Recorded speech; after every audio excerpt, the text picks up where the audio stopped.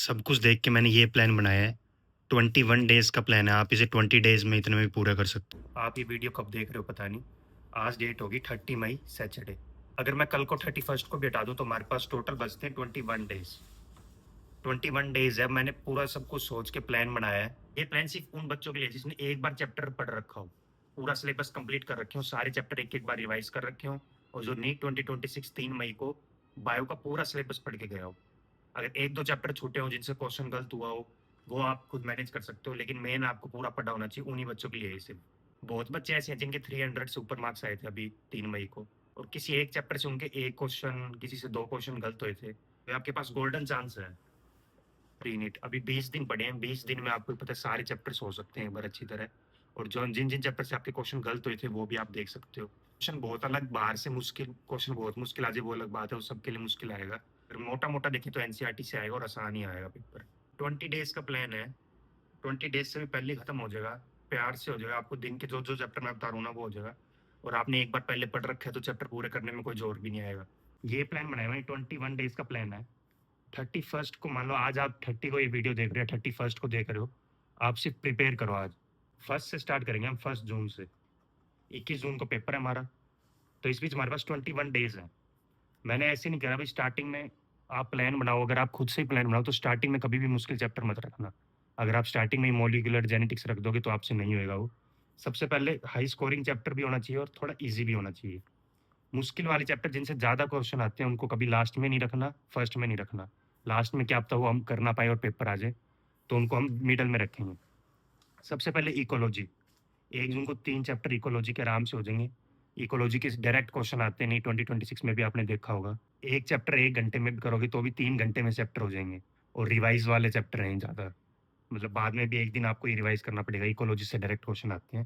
Human physio को हमने 2 part में बाँटा है, 3 चैप्टर 1 दिन, 3 चैप्टर 1 दिन। 2 जून को हम स्टार्टिंग वाले 3 चैप्टर करेंगे, breathing, body fluid and excretory.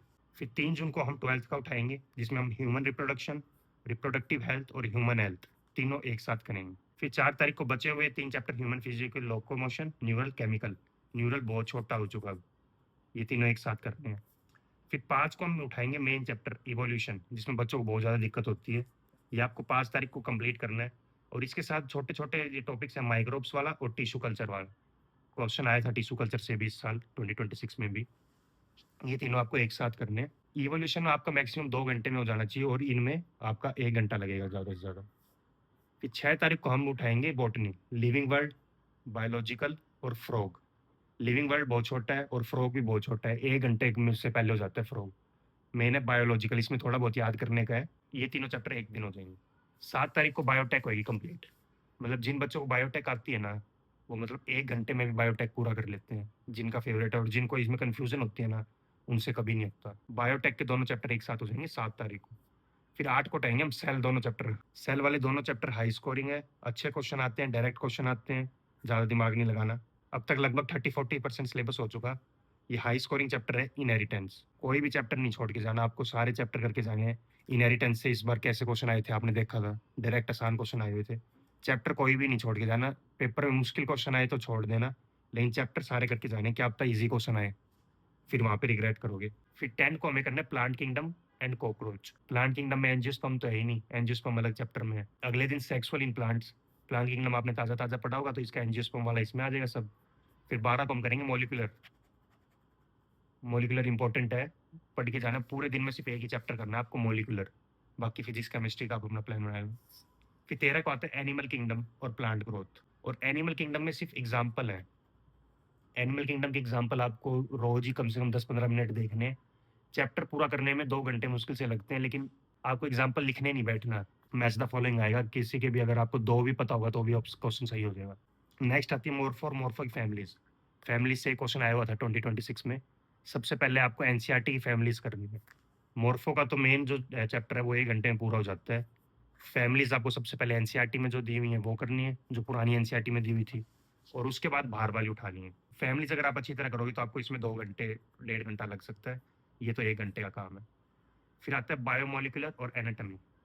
Anatomy बहुत छोटा है, कट चुका, सेकेंडरी ग्रोथ कट चुकी, ये बहुत छोटा है, डायरेक्ट क्वेश्चन आते हैं इसमें।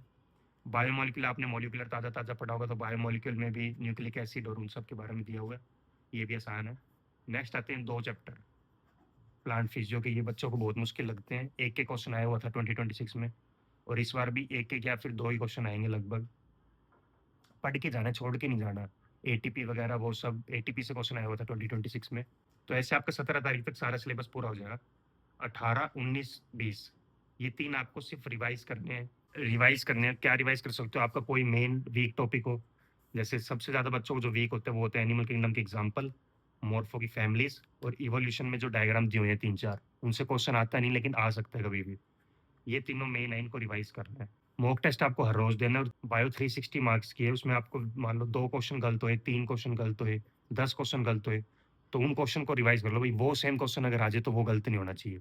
टेस्ट आपको हर रोज देना है और इस प्लान में आप अपने अकॉर्डिंग भी चेंज कर सकते हो। जैसे 2026 में मान लो आप 2026 में आपका इकोलॉजी का कोई भी क्वेश्चन गलत नहीं हुआ, तो आप इकोलॉजी को बाद में ही पढ़ सकते हो, बायोटेक को पहले पढ़ सकते हो। ऐसे अपने अकॉर्डिंग आप चेंज कर सकते हो। अब आपको यूज़ क्या करना है इसमें? आप अपनी एनसीईआरटी करो, जो आपने पेपर पूरे साल में दिए हैं वो करो और जो अगर आपके किसी टीचर के बढ़िया नोट्स हैं उसको फॉलो करो और नए-नए मॉक टेस्ट दे रहे हो, उसमें जो क्वेश्चन गलत हो रहे हैं सिर्फ़ उनको ही रिवाइज़ करो। स्टूडेंट टू स्टूडेंट एक बात बताता हूँ मैं आपको, बायो में है ना किसी भी चैप्टर के लेक्चर मत देखो। अगर आपने एक-एक बार चैप्टर कर लिया, अपनी 2026 भी दे रहे, आपको पता है हाँ, ये सेल वाला चैप्टर मैंने पढ़ा हुआ है, मैं क्वेश्चन कर कर सकता हूँ इसके, तो लेक्चर मत देखो। 3 घंटे का वन शॉट देखो, उससे बढ़िया 2 घंटे में एनसीईआरटी आपकी पूरी हो जाएगी अगर अच्छी तरह पढ़ोगे तो, और 1 घंटे में क्वेश्चन भी रिवाइज़ हो जाएंगे। अगर आप 3 घंटे का वन शॉट दोगे, उसके बाद भी आपको खुद तो पढ़ना ही पड़ेगा, फिर भी आपके 3 घंटे वैसे ही जाएँगे। तो वन शॉट मत लो बायो में किसी का भी। हाँ, जो चैप्टर आपने बिल्कुल ही नहीं पढ़ा क्लास के अंदर, आपको पता ही नहीं क्या है, तो आप उसका वन शॉट ले सकते हो। बाकी वन शॉट लो मत लो, क्योंकि टीचर के पास सिर्फ़ एक ही सब्जेक्ट है पढ़ाने के लिए। वो आपको 12 घंटे भी खड़ा होके पढ़ा देगा, 13 घंटे ही पढ़ा देगा, क्योंकि उसको सैलरी मिल रही है भाई। आपको वन शॉट लेक्चर नहीं देने। अगर कोई चैप्टर बहुत ज़्यादा वीक है आपको या फिर सिर्फ़ रिवाइज़ के लिए आप 2x पे देख रहे हो तो अलग बात है। बाकी खुद पढ़ो चैप्टर एनसीईआरटी से। अगर कोई क्वेश्चंस का लेक्चर है जिसमें क्वेश्चन रिवाइज़ हो रहे हो आपके, आप ऐसा लेक्चर देख सकते हो जिसमें क्वेश्चन रिवाइज़ हो रहे हो सिर्फ़ यूट्यूब पे। बाकी आप खुद पढ़ो। That's all.